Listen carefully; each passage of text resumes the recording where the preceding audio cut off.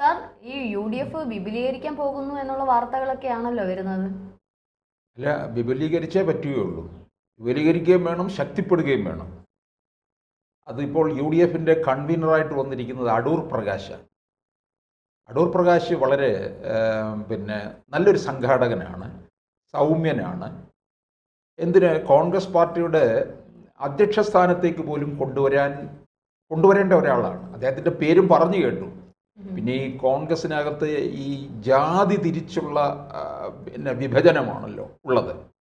അതുകൊണ്ടാണ് ഈഴവ സമുദായത്തിൽപ്പെട്ട ഇദ്ദേഹത്തിന് UDF കൺവീനർ സ്ഥാനം കൊടുത്തു. ക്രൈസ്തവരെ ആയിട്ടുള്ള സണ്ണി ജോസഫിനെ, ക്രൈസ്തവ വിഭാഗത്തെ ചേർത്ത് നിർത്തുന്നതിന് വേണ്ടി സണ്ണി ജോസഫിനെ ഏൽപ്പിക്കുകയും ചെയ്തു. അപ്പോൾ അടൂർ പ്രകാശ് ഇന്ന് പറഞ്ഞിരിക്കുന്നത് മുന്നണി വിപുലീകരിക്കും. എല്ലായിടത്തും കൺവീനറോ പാർട്ടിയുടെ അമരക്കാരനോ വരുമ്പോൾ ആദ്യം പറയുന്ന കാര്യം അതാണ്. LDFിൻ്റെ കൺവീനർ സ്ഥാനത്തേക്ക് EP ജയരാജൻ വന്നപ്പോഴും ഇതുപോലെ പറഞ്ഞു, ലീഗിന് ഇങ്ങോട്ടേക്ക് വരാം, അവരുടെ ഈ ജമാഅത്തെ ഇസ്ലാമി SDPI ബന്ധമൊക്കെ ഉപേക്ഷിച്ചിട്ട് ഇങ്ങോട്ട് വരിക, ഇവിടെ കാർപ്പറ്റ് വിരിച്ചിട്ടിരിക്കുകയാണെന്നുള്ള രീതിയിൽ തന്നെ പറയുകയുണ്ടായി. ഇവിടെ ഈ മുന്നണി വിപുലീകരണം എന്നുദ്ദേശിക്കുമ്പോൾ UDF പറയുമ്പോൾ ആര് എന്നുള്ള ഒരു ചോദ്യം അവിടെ ഉയരുന്നു. നിലവിലുള്ളവരെയൊക്കെ ഇതിനകത്ത് നിർത്തും. കാരണം ഇനി മൂന്നാം തവണ പിണറായി ഭരണത്തിലേക്ക് പോകാതെ UDFിലേക്ക് വരും എന്നുള്ള ഒരു അമിത പ്രതീക്ഷ അവർ വെച്ച് പുലർത്തുന്നുണ്ട്.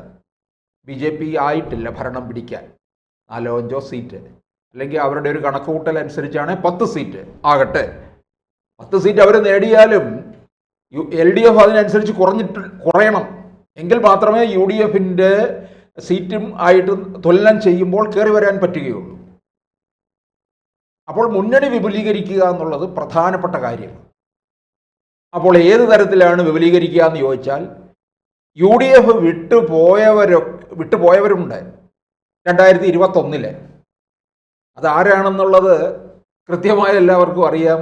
കേരള കോൺഗ്രസ് മാണി വിഭാഗമാണ് LDFിലേക്ക് പോയത് 21. അവരെ തിരിച്ചു കൊണ്ടുവരണം. ഈ കേരള കോൺഗ്രസ്സിൽ ജോസ് കെ മാണി വിഭാഗത്തിലാണ് ഏറ്റവും കൂടുതൽ ക്രൈസ്തവരുള്ളത്. കേരള കോൺഗ്രസ് പൊതുവെ കൂടുതലും ക്രൈസ്തവരാണ്. അതിൽ കൂടുതൽ പങ്കുള്ളത് മാണി വിഭാഗത്തിനാണ്. അതുകൊണ്ടാണ് പിണറായി വിജയൻ തന്ത്രപൂർവം ജോസ് കെ മാണിയെ അപ്പുറത്തേക്ക് കൊണ്ടുപോവുകയും അവരുടെ സെൻട്രൽ ട്രാവൻകൂറിലും ഒക്കെ തന്നെ അവരുടെ ചില സീറ്റുകളുണ്ട്, അവരുടെ ചില പോക്കറ്റുകളുണ്ട്, അവിടെ കേന്ദ്രീകരിച്ചുകൊണ്ട് വോട്ട് പിടിച്ചെടുത്തതും അതൊക്കെ അവർക്ക് നേട്ടമുണ്ടാക്കി. ജോസ് കെ മാണി പരാജയപ്പെട്ടു എന്നേ ഉള്ളൂ. അതിന് പിന്നെ വേറെ കഥകളുണ്ട്. ജോസ് കെ മാണി പരാജയപ്പെട്ടതിന് പാലയിൽ ഇനിയും രക്ഷയില്ല. അപ്പം ജോസ് കെ മാണി വിഭാഗത്തിനെ ഇപ്പുറത്തേക്ക് കൊണ്ടുവരണം. അധികാരം UDFിന് കിട്ടുമെന്നുണ്ടെങ്കിൽ മാണിക്കുഞ്ഞ് വരും, ഉറപ്പായ കാര്യമാണ്. LDFിന് തുടർഭരണം കിട്ടുമെന്ന് മനസ്സിലാക്കിയത് കൊണ്ട് തന്നെയാണ് മാണിക്കുഞ്ഞും സംഘവും അങ്ങോട്ടേക്ക് പോയത്. ഈ അധികാരം മാണിക്കുഞ്ഞിന് വലിയ താല്പര്യമുള്ളതാണ്, ആർക്കാ ഇല്ലാത്തത്.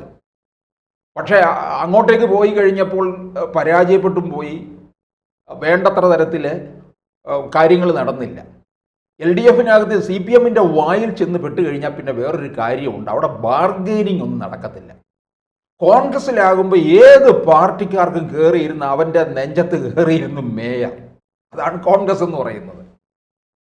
ഇപ്പം ലീഗ് കോൺഗ്രസിൻ്റെ ചെവി കടിച്ച് പറിച്ചുകൊണ്ടിരിക്കുകയല്ലേ, കോൺഗ്രസോ വെറുതെ അങ്ങനെ നിന്ന് കൊടുക്കുന്നു. അതാണ് കോൺഗ്രസിൻ്റെ സ്വഭാവം. അപ്പോൾ ഇനിയിപ്പോൾ അധികാരം കിട്ടുമോ ഇല്ലയോ എന്നുള്ളത് ജോസ് കെ മാണി വിഭാഗം അവർ രഹസ്യ സർവേ നടത്തുന്നുണ്ട്. അങ്ങനെയാണെന്നുണ്ടെങ്കിൽ അത് ഇനിയിപ്പോൾ ഒരുപക്ഷെ നിലമ്പൂർ ഉപതെരഞ്ഞെടുപ്പ് നിൽക്കുകയാണ്. അത് കഴിയുമ്പോൾ തദ്ദേശ സ്ഥാപനങ്ങളിലേക്കുള്ള തെരഞ്ഞെടുപ്പുമുണ്ട്. തദ്ദേശ സ്ഥാപനങ്ങളിലേക്കുള്ള തെരഞ്ഞെടുപ്പിൽ ഇതിൻ്റെ ഒരു ചെറിയ ട്രെൻഡ് മനസ്സിലാക്കിയെടുക്കാൻ പറ്റും. കാരണം ഈ തദ്ദേശ തെരഞ്ഞെടുപ്പിൻ്റെ ആ രീതി ആയിരിക്കത്തില്ല, ആ ഒരു റിസൾട്ട് ആയിരിക്കത്തില്ല നിയമസഭാ തെരഞ്ഞെടുപ്പിൽ. ഇതാണ് നമ്മൾ മുൻകാലങ്ങളിൽ കണ്ടിട്ടുള്ളത്. ഇത് രണ്ട് വ്യത്യാസമാണ്. ഇനി ഇതിൽ നിന്ന് വ്യത്യസ്തമാണ് ലോക്സഭാ തെരഞ്ഞെടുപ്പ്. അതുകൊണ്ട് പക്ഷേ എന്ന് പൂർണ്ണമായിട്ടും പറയാൻ പറ്റില്ല, തദ്ദേശത്തിൻ്റെ ഒരു ഏകദേശ ട്രെൻഡ് മനസ്സിലാക്കാൻ പറ്റും. അപ്പോൾ ജോസ് കെ മാണി ഒരു രഹസ്യ സർവേ നടത്തിക്കൊണ്ടിരിക്കുകയാണ്. അങ്ങനെയാണെന്നുണ്ടെങ്കിൽ ജോസ് കെ മാണി ഇപ്പുറത്തേക്ക് വരും, ബാർഗെയിനിങ്ങും ഉണ്ടാകും. കൃത്യമായ ബാർഗെയിനിങ്ങോടുകൂടിയായിരിക്കും പോകുന്നത്. ഒരു തവണയും കൂടെ എന്തായാലും ജോസ് കെ മാണി ഇപ്പുറത്തേക്ക് വരും. പിന്നെ അത് കഴിയുമ്പോൾ പതുക്കെ അങ്ങ് BJP NDA മുന്നണിയിലേക്ക് പോകുന്നുള്ളൂ. കാരണം അപ്പോഴത്തേക്ക് CPM അങ്ങ് ശോഷിക്കും.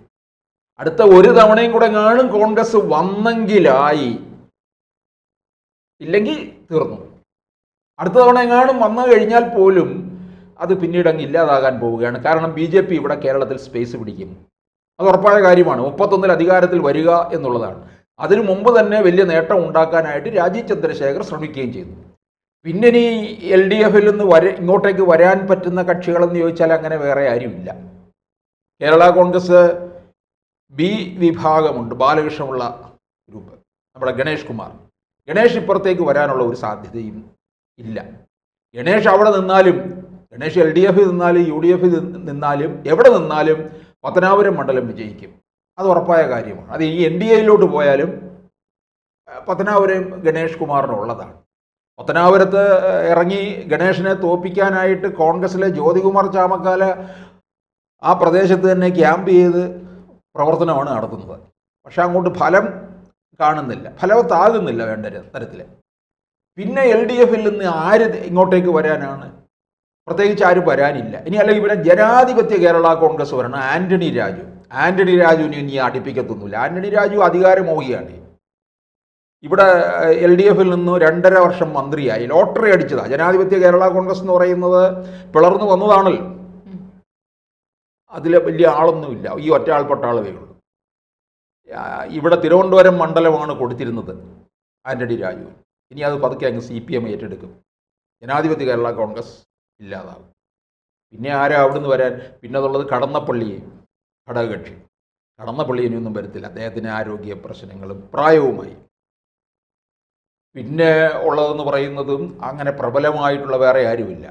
CPI എന്നും CPMൻ്റെ തണലിൽ തന്നെ നിൽക്കുന്നവരാണ്. CPI ഒക്കെ ഒന്ന് വിളിച്ചു നോക്കിയതാണ് ഇവരെ.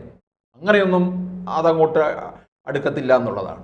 പിന്നെ ഇനിയിപ്പോൾ ആര് വരും എന്ന് ചോദിച്ചാൽ ഈ വല വീശുന്നത് ജോസ് കെ മാണിക്ക് വേണ്ടി തന്നെയാണ്. ജോസ് കെ മാണി വരും, അധികാരം കിട്ടുമെന്ന് ഉറപ്പായി കഴിഞ്ഞാൽ, വന്നു കഴിഞ്ഞാൽ ജോസ് കെ മാണി നന്നായിട്ട് ബാർഗെയിൻ ചെയ്യും. മന്ത്രി സ്ഥാനം ഇന്ന വകുപ്പ് തന്നെ കൃത്യമായിട്ട് പറയുമെന്നുള്ളതാണ്. എന്തായാലും 26-ൽ UDF അധികാരത്തിൽ വരികയാണെങ്കിൽ അവിടെ ബാർഗെയിനിങ് ശക്തമായിരിക്കും. 2-3 വിഭാഗക്കാർ, ഒന്ന് ലീഗ്, മറ്റൊന്ന് ജോസ് കെ മാണി, പിന്നൊന്ന് ജോസഫ് വിഭാഗം കേരള കോൺഗ്രസും. അവസാനം വരുമ്പോൾ കോൺഗ്രസിന് എന്ത് കിട്ടുമെന്ന് ആർക്കറിയാം. അപ്പോൾ മുന്നണി വിപുലീകരിക്കുന്നുണ്ടെങ്കിൽ ജോസ് കെ മാണിയെ കണ്ടുകൊണ്ട് തന്നെയായിരിക്കും.